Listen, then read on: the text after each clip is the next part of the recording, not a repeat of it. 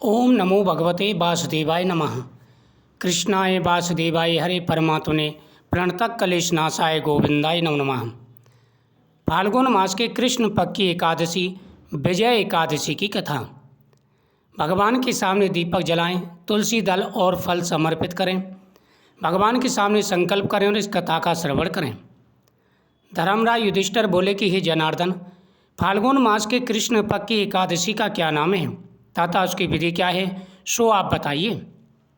भगवान श्री कृष्ण बोले, हे राजन, फाल्गुन मास के कृष्ण पक्ष की एकादशी का नाम विजय है। उसके व्रत के प्रभाव से मनुष्य को विजय मिलती है। इस विजय एकादशी के महत्व के सुनने व पढ़ने से समस्त पापों का नाश हो जाता है। हे राजन, एक समय देव ऋषि नारद ने जगत पिता ब्रह्मा जी से पूछा कि ब्रह्मा जी, आप मुझे फाल्गुन मास के कृष्ण पक्ष की विजय नामक एकादशी का व्रत बताइए। ब्रह्मा जी बोले कि हे नारद, विजय एकादशी का व्रत प्राचीन तथा नए पापों को नष्ट करने वाला है। यह समस्त मनुष्यों को विजय प्रदान कराता है। त्रेता युग में जब श्री रामचंद्र जी को 14 वर्ष के लिए वनवास हो गया था, तब श्री लक्ष्मण जी तथा जानकी जी सहित पंचवटी में निवास करने लगे। हे नारद, जब श्री रामचंद्र जी को 14 वर्ष का वनवास हो गया था तो वह पंचवटी में लक्ष्मण जी तथा सीता जी के साथ रहने लगे थे। उस जगह रावण ने श्री सीता जी का हरण कर लिया था। इस दुखपूर्ण समाचार से श्री रामचंद्र जी अत्यंत व्याकुल हुए और श्री सीता जी की खोज में चल दिए। जब पंचवटी पर भगवान श्री रामचंद्र जी रह रहे थे तो उस समय धोखे से रावण ने आकर के माता सीता का हरण कर लिया था। हे नारद, भगवान श्री रामचंद्र जी बड़े दुखी हुए क्योंकि वह मानव शरीर में थे। घूमते घूमते वे मरणासन्न जटायु के पास पहुँचे। कुछ आगे चलकर उनकी सुग्रीव के साथ मित्रता हो गई और बाली का वध भी किया। श्री हनुमान जी ने लंका में जाकर सीता जी का पता लगाया। वहाँ से लौटकर हनुमान जी रामचंद्र जी के पास आए और सब वृत्तांत कहे। श्री रामचंद्र जी ने सुग्रीव की सम्मति लेकर वानर भालुओं की विशाल सेना तैयार की और लंका के लिए प्रस्थान किया। जब श्री रामचंद्र जी समुद्र किनारे पहुँचे तब उन्होंने महान अगाध मगरमच्छों से युक्त समुद्र को देखा और देख कर के लक्ष्मण जी से कहने लगे, हे लक्ष्मण, हम इस समुद्र को किस प्रकार पार करेंगे। जब भगवान श्री रामचंद्र जी लंका के लिए प्रस्थान कर रहे थे तो रास्ते में समुद्र पड़ा जो कि बहुत ही विशाल था। और उस समुद्र को पार कैसे किया जाए, भगवान श्री रामचंद्र जी लक्ष्मण जी से कहने लगे।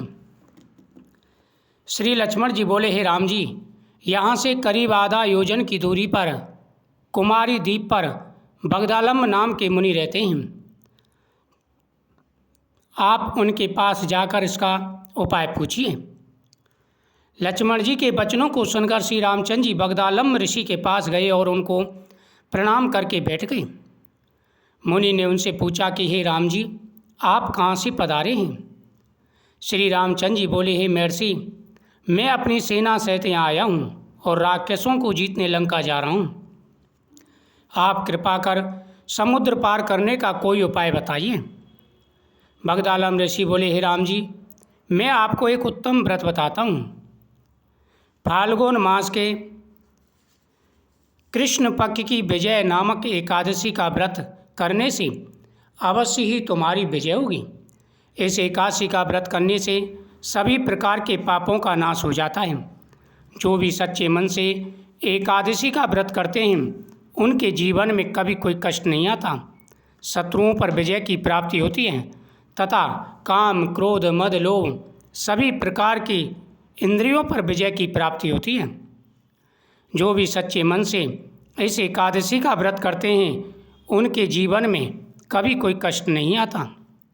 जीवन में जो कष्ट हैं वह भी दूर हो जाते हैं। हे रामचंद्र जी, आप भी इस व्रत को करें। इस व्रत की विधि यह है कि दशमी के दिन स्वर्ण, चांदी, तांबा या मिट्टी का एक घड़ा बनावें। उस घड़े को जल से भरकर तथा उस पर पंच पल्लव रखकर वेदी पर स्थापित करें। घड़े के नीचे सतनजा, 7 अनाज मिले हुए और ऊपर जौ रखें। उस पर श्री नारायण भगवान की स्वर्ण प्रतिमा स्थापित करें।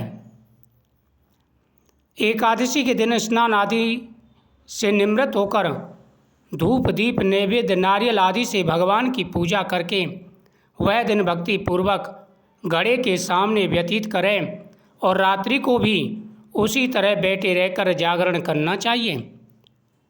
द्वादशी के दिन नदी या तालाब के किनारे स्नान आदि से निवृत्त होकर उस घड़े को ब्राह्मण को दे देना चाहिए। हे राम, यदि तुम इस व्रत को सेनापतियों के साथ करोगे तो अवश्य ही विजय की प्राप्ति होगी। यह व्रत सभी प्रकार के कार्यों में विजय दिलाता है। जो भी सच्चे मन से इस व्रत को करते हैं उनके जीवन में कभी किसी भी प्रकार की निराशा नहीं आती। इसके पश्चात श्री रामचंद्र जी ने विधि पूर्वक विजय एकादशी का व्रत किया और उसके प्रभाव से लंका में राक्षसों पर विजय पाई। अतः हे राजन, जो मनुष्य इस व्रत को विधि पूर्वक करेगा उसे दोनों लोकों में विजय की प्राप्ति होती है। ब्रह्मा जी ने नारद से कहा है कि हे पुत्र, जो कोई इस व्रत के महत्व को पढ़ता अथवा सुनता है उसे निश्चित ही वाजपेयी यज्ञ का फल प्राप्त होता है। जो भी सच्चे मन से एकादशी के दिन भगवान नारायण की पूजा करते हैं, भगवान के सामने ओम नमो भगवते वासुदेवाय नमः मंत्र का जाप करते हैं, उनकी हर मनोकामना पूरी हो जाती है। इस दिन भगवान कृष्ण का पूजन तथा भगवान शिव का पूजन करना चाहिए। भगवान के सामने दीपक जलाएं और संकल्प करें कि हे गोविंद, आज मैं एकादशी का व्रत करूंगा और द्वादशी को व्रत का पारण करूंगा। इसलिए हे प्रभु, मेरे ऊपर अपनी कृपा दृष्टि बनाए रखें। इस प्रकार भगवान से प्रार्थना करने पर सभी प्रकार की मनोकामनाएं पूरी हो जाती हैं। ओम नमो भगवते वासुदेवाय नमः मंत्र का जाप करते हुए पूरे नियम के साथ में इस व्रत को रखें। घर में चावल ना बनाए, घर में तामसिक भोजन नहीं बनना चाहिए, घर में लड़ाई झगड़े कलेश नहीं होने चाहिए और साथ ही किसी का अपमान भी नहीं होना चाहिए।